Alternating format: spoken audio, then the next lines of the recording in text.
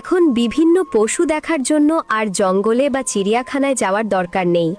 আপন ফ্যামিলির রক্তের মানুষগুলোর দিকে তাকাবেন, তবে অনেক কিছুই দেখতে পারবেন। ভিডিওটা কেউ খারাপভাবে নেবেন না, কারণ রক্তের মানুষগুলোই সবচেয়ে বেশি হিংস্র পশুর ন্যায় হয়ে থাকে।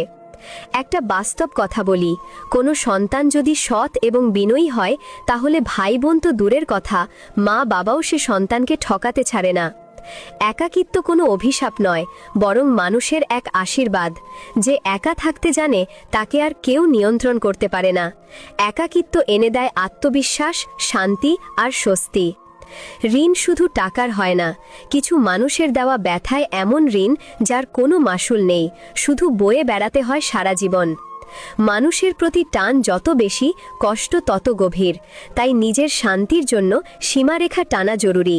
এতে হয়তো অভিযোগ আসবে, কিন্তু মানসিক শান্তি অক্ষুণ্ণ থাকবে।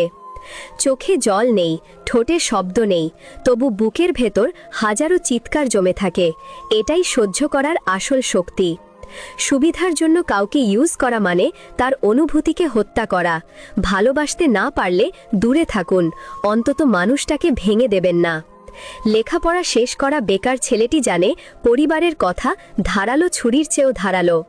25 বছরের অবিবাহিত মেয়েটি জানে নিজের বাড়িতেও কত অশান্তি থাকে। ডিভোর্সি মেয়েটি জানে সংসার ভাঙার দায় শুধুই কি তার।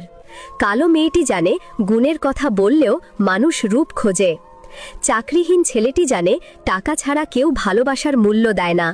যৌতুক ছাড়া শ্বশুর বাড়িতে পা রাখা মেয়েটি জানে মানুষ কত কথা বলতে পারে। এই সমাজ রূপ দিয়ে মেয়েকে আর সম্মান দিয়ে ছেলেকে বিচার করে।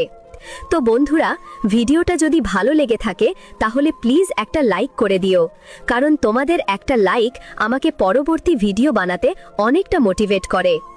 আর এই ভিডিওটা সবার সঙ্গে শেয়ার করে দিও, কারণ ভালো জিনিস শেয়ার করাটাও একটা ভালো কাজ। Wish you all the best.